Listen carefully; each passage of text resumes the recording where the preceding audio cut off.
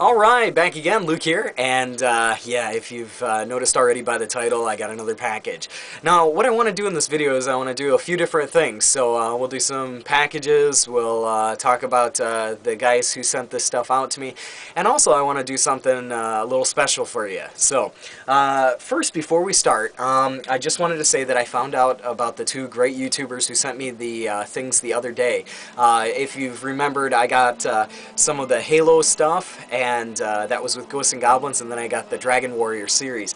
Now, the guy who sent me the Halo stuff with Ghosts and Goblins, he is unlededlogic. He also sent me a CD, which is great because he makes his own music. Just fantastic. The guy's got a lot of talent, so thank you very much for that. I know I mentioned it in the other video, but just awesome. And the man who sent me all of the Dragon Warrior 1 through 4 NES carts, that's Gentlevader. So, dude, thank you very, very much. Those games and like everything that you both sent me really mean a lot to me, so thank you very much.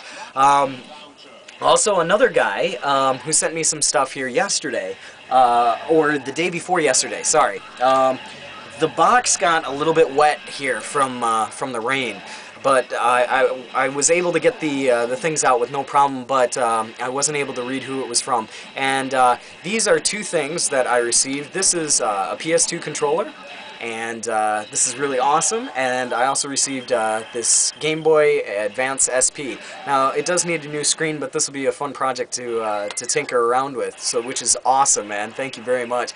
This is from KillSwitchSnipr. He's a really great guy for sending me this stuff. I really do love projects, so thank you very much. KillSwitchSnipr. Sorry, man, all the S's just like mess with my head.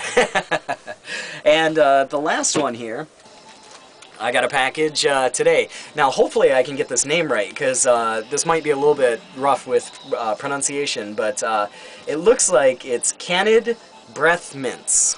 Hopefully I got this right. But he sent me this package here, and I figured we could open this one up, which is pretty sticky here. And, oh, very nice, very nice. This is awesome. This is Sonic Wings for the Super Famicom. Very, very cool. I love Sonic Wings. I have Sonic Wings in all my cabs, and great shooting game. So thank you very much, dude. This is awesome. Great, more shooters to play. You guys are like, no more shooters, Luke. Come on, stop. So these are some of the cool packages that I got. Thank you all very much for all this stuff. It really does mean a lot. It's just so fantastic is stuff like this. I just don't know how to thank you all, but thank you very much. The last thing I wanted to do is kind of something that's, you know, just popped into my head. Now, I was talking to Alec John the other day, and he was asking me a lot of questions about Japanese and how to study Japanese and how to try to remember the different sounds that go along with the symbols, and like if it's better to study Romaji, which is basically the alphabetical spelling of Japanese words, or if it's better to study the hiragana, katakana.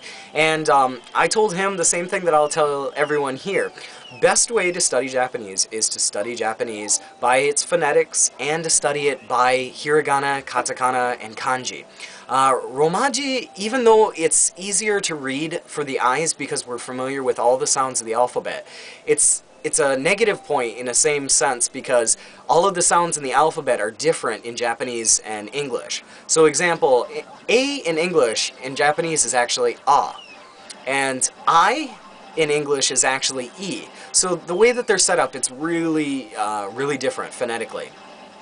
The most difficult part here is trying to learn the alphabet. And if you're into studying different languages, or you want to know more about the games that you bought off of like Japan auctions, or you've got from Japan and you can't understand it, hopefully this might help you out a little bit. Now, what I'll do here is I got a blank piece of paper. I'm going to write down a couple of Japanese symbols here, and I want you to try and see if you can put the phonetics with this symbol. Now, this might be difficult here.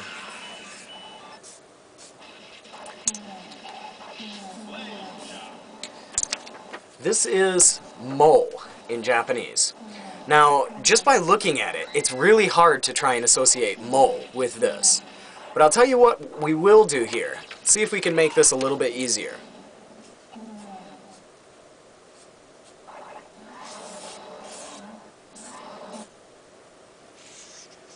You're gonna have to mind the bad, the really bad picture here. So, if you look at this, you could kind of conceive this as like a monster, right?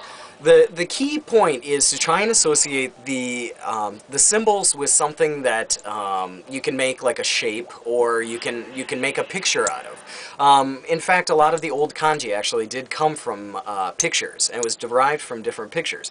You could do the same thing here with the hiragana. Now, if you look at this, it looks like, I don't know, a dog or something like that. But you could conceivably think of this as maybe a monster, right? In Japanese, instead of ma, like monster, Japanese uses a low O sound, so it's monster. So if you can think of mo, and think of this kind of crazy picture here, I know it's not the best in the world, but it kind of looks like a monster, like a three-eyed monster. When you think of this symbol here, and this is going to be hard to do upside down, try to think of this as mo. Alright? There are many different ways to do this. Here is another one. This one is she, and it's very hard to derive the word she from this, and this is one that Alec was having a little bit of trouble with as well. But if you want to think about it this way, now granted these are all rough sketches, right? And I'm doing this upside down, so think of going to the ocean and going fishing. Now, if you go to the ocean and you go fishing, another word for ocean you can think of as sea. But in Japanese, there's no sea sound. It's only she. So, like, I'm going to the she. It sounds very strange coming from a Western point of view, but it's easy to understand from a Japanese perspective, because that's the only syllable they have. Think of this as a hook, right? You're going fishing at the sea, but you're going fishing at the she. Alright? This part here, this is your she.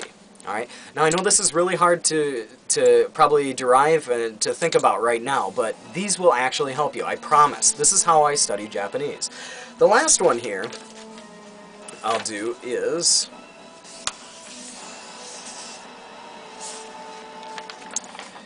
this is new. And this is very difficult because you know, the way that it looks, it's really hard to think of something to go with this one. But what we'll do, we'll put this as a bowl. Think of this as two chopsticks in a bowl of noodles, right? You get the new sound from noodles. This kind of like psychology mixed in with studying language really works well when you want to study Japanese. And it's a very difficult language to study, a difficult language to master. But these are some ways that you can go about trying to study hiragana and get yourself on the way to making out in Japanese, pretty much.